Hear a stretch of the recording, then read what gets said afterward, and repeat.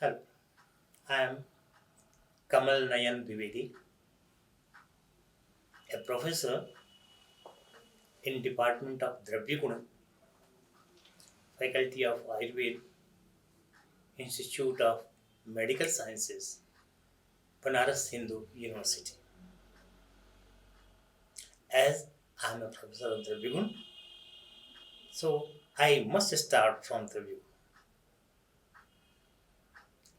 You see, the subject name Dravyaguna means study of drugs. This study of drugs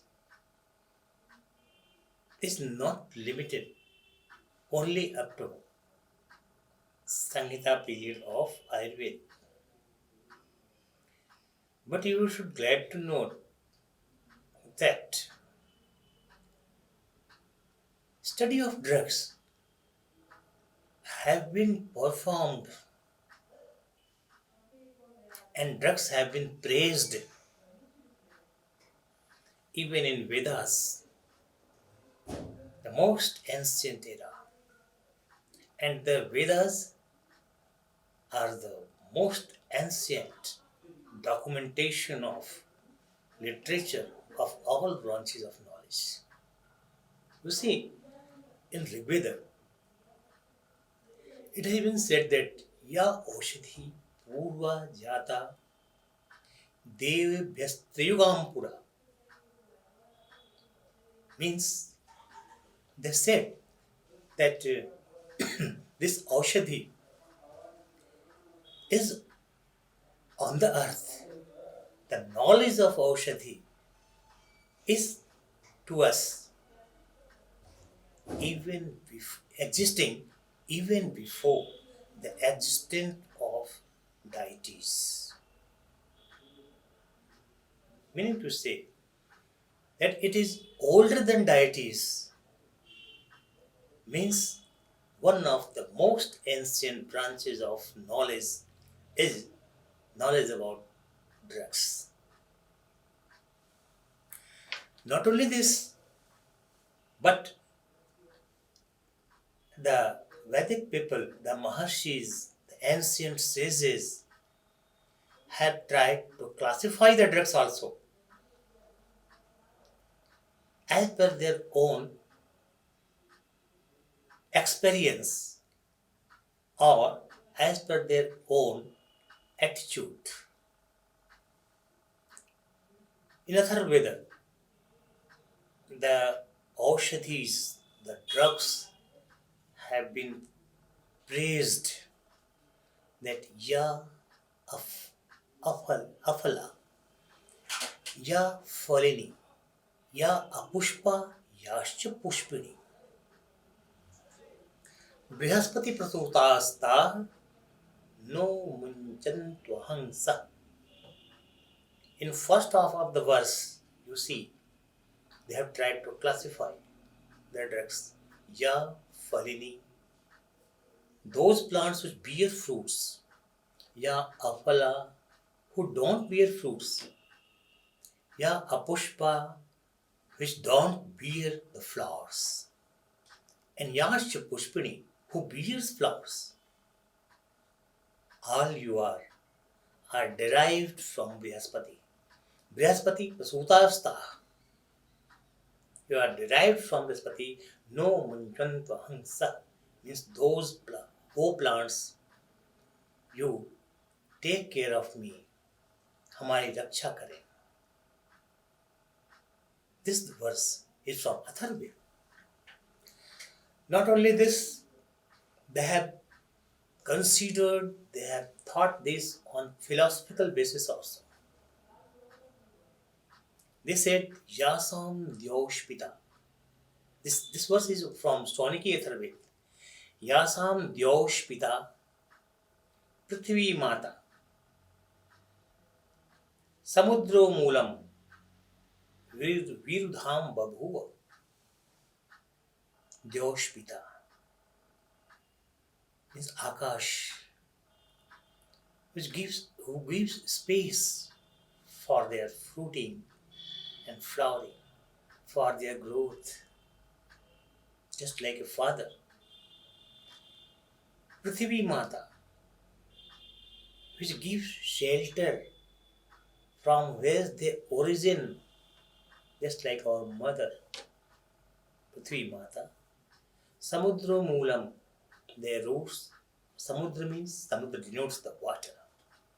That their root goes as depth as the water and they absorb water for their life.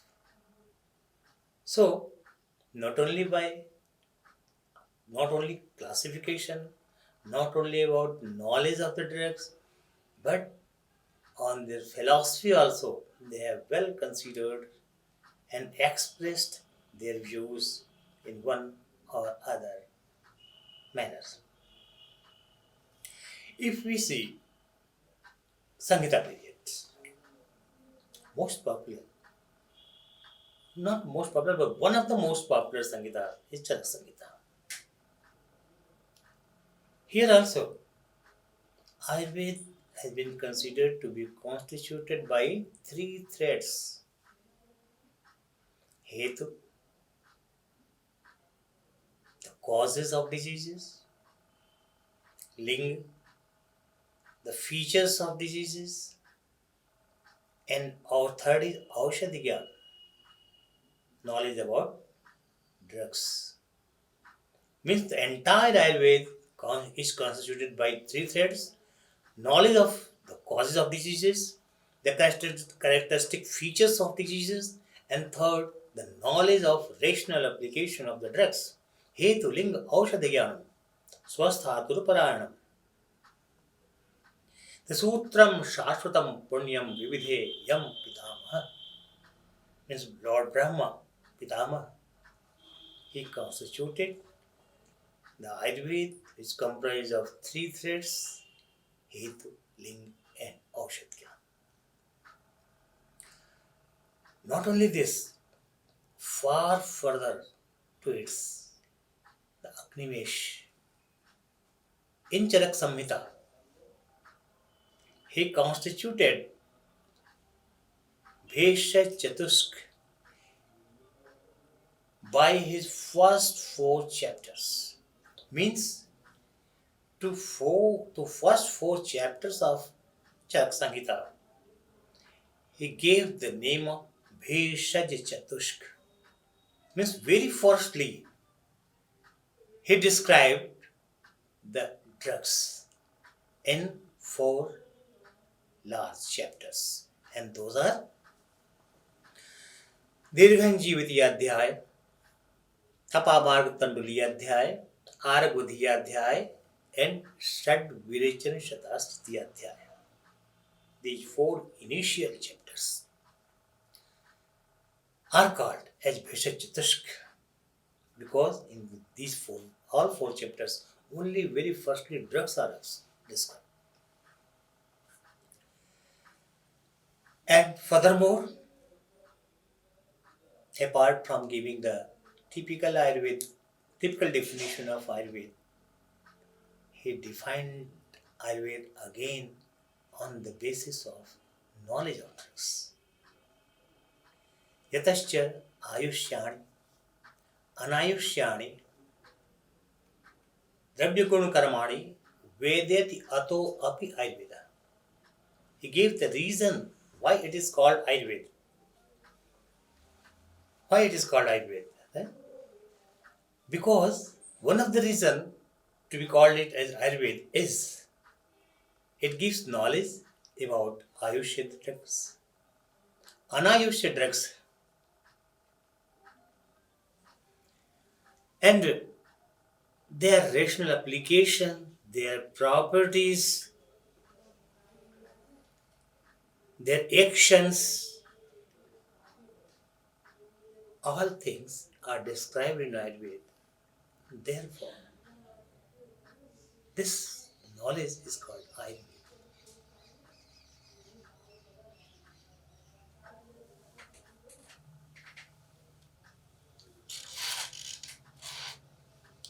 Often people say that it is not mentioned in the 8 primary branches of Ayurveda.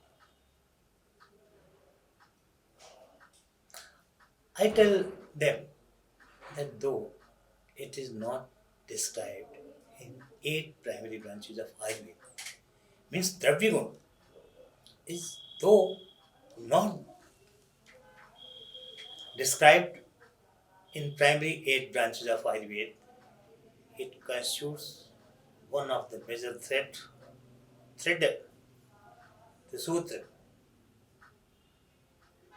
Without this, the existence of Ayurveda we can't even imagine. However, to say that it is one of the 8 branches, you see Pandit Narhari in Rajnikhantu. He described 8 branches of Ayurveda as Dravya Gadnishchayakaya Sokyam, Shalyadibhuta Visha Vigraha Balavedyam, Vidyat Rasayanam Varam Dhrudam Hetumayuhu, Sruter Duchaturanga Miha Shambhu. He enumerated 8 branches of Ayurveda. First is the Dravya Vidhan, the knowledge of Dravya, the Parijaya of Dravya, the introduction of Dravya.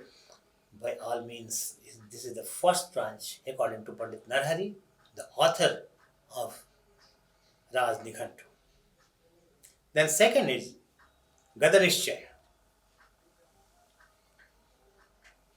Gadanishchaya means knowledge about diseases. Third is Kaya Sokyam, that is Kaya Chikitsa. Dravyaguna Gadnishchaya Kaya Sokyam. Shalyadi, in Shalya. This is the fourth branch. Bhuta Nigraha, Vish Nigraha, Bhuta Vish Nigraha, Bala Vaidyam, Balro, and Vidyat Rasayan Varam. The final and 8th branch is Rasayan Chikitsa. These are the 8 branches of Ayurveda according to Pandit Narhari. Among them, he enumerated first branch is the most important branch is the Dravyaguna, the knowledge of drugs. Now, you have seen the importance of knowledge of drugs till now. Yet, the definition of the drug, Dravyaguna Vigyan, the definition of Dravyaguna Vigyan had not been constituted by any person. And this credit goes to the founder of this department, Dravyaguna Vibhag, Professor P.V. Sharma, Acharya Priyavrat Sharma,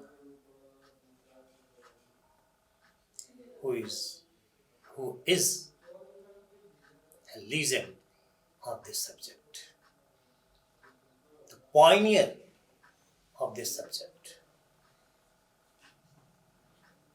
In 1952, he wrote a book, Dravyaguna Vigyanam, and he defined Dravyaguna, its limit, its scope, because every scientific subject has its scope, has its definition, has its limits.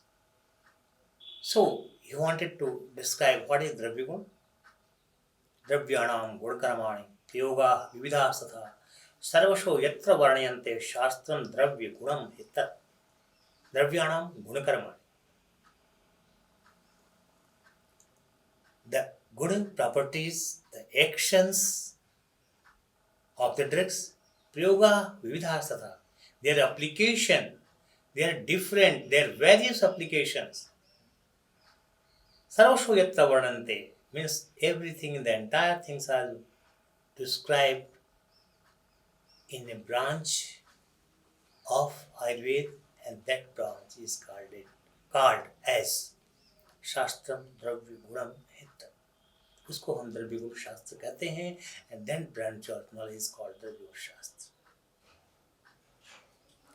You know, the science is ever changing. Again, none other than Acharya P.V. Sharma in 2005 when he revised his book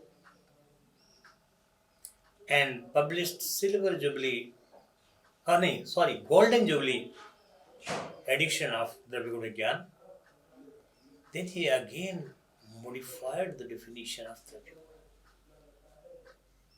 He himself modified the definition constituted by him, and he said that Dravyanam Nam Rupan Guna Karmani Sarvashah Prayogaschapi Varnayante Yasmin Dravyagunam Hitat Dravyanam Nam Rupan. He covered the pharmacognosy, the pharmacognostical knowledge about the drugs. Guna Karmani Sarvasha, the pharmacological studies, and Prayogaschapi, clinical pharmacology and experimental pharmacology. Yasmin Dravyaguna Hitat. These all things are described in the subject of Dravya. Thus, by updating his own definition, he made its definition more comprehensive. Furthermore, one step more, in that very book, he again said that Dravyani Adravya Sahitan Tesham Gunadharma Namrupatmaka Gunakarmatmaka Prayogatmakascha Varnayante Asmin Iti Dravyaguna Shastra. How great he was, and what was his vision. This is shown by this recent definition. Dravyani Adravya Sahitani. You see, in Chikitsa, let it go. You see, what is the definition of therapeutics? Therapeutics means treatment not only by drugs but by other measures also, like physiotherapy, etc. And compare it with this definition. Dravyani Adravya Sahitani. Often, take an example of Jwar. What we say? That keep fasting. Langhana. Langhana is it a Dravya? No. Langhana karma is Adravya karma. It is not induced by a drug. Keep fasting, but this langhana has some effect on the body, which induces ampachana. Meaning to say, langhana, atap sevan, nirvat sevan, to limit ourselves in a nirvat place, all these measures which are beyond the capacity of a drug, all these measures can be included in Adravya. So he tried to say that Dravyani Adravya Sahita means the study of drugs also and non-drug measures for the treatment. They too, their knowledge by all means, either by clinical practice or by experimental measures or by anything. Everything comes under the domain of knowledge of Dravya.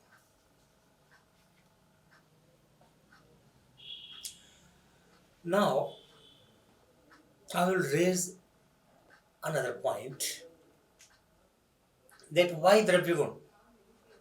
Why we don't call it Dravyaguna Karma Prayog Vigyan? Why we don't call it Dravyaguna Karma Vigyan? Why we don't call simply a Dravya Vigyan? Why we call it Dravyaguna Vigyan? Because you see, even in Samhita Granthas, at every step, either Dravyaguna Karma Shabda word has come, or Dravyaguna Karma Prayog word has come. Dravyaguna, the term, specific term, the Dravyaguna has not come in ancient literature. I, in my opinion, give its credit to constitute, to coin the term Dravyaguna. I give it credit to Chakrapan. Why? You see, in 11th century Chakrapani, when he wrote his book Dravyaguna Sangraha, he wrote a book on the drugs. Probably it was of, no doubt it was of Ahar Dravyas, but he wrote a book and named it Dravyaguna Sangraha. Why Dravyaguna? Because in Charaka Samhita, he has said, Guna Shabdena Cheh Dharmavachino. Thus, Vedi, Vipak, Prabhav, Sarva Ev Grihyante. Mean Gun includes Rasa also, Vipak also, Vedi also, means each and every characteristic feature of a drug is included under the domain of Guna. That's why he coined the term Dravyaguna and named his book as Dravyaguna Sangraha, because Dravyaguna Sangraha means compilation of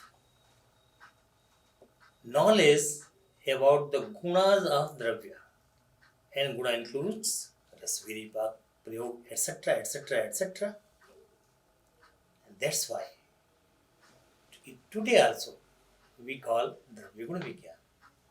Not only Dravyaguna Karma Vigyan, not Dravyaguna Karma Prabhava Vigyan, not Dravyaguna Karma Prayog Vigyan. So, there is hidden meanings of all the terms mentioned in the Ayurveda. It is in need of time to explore them.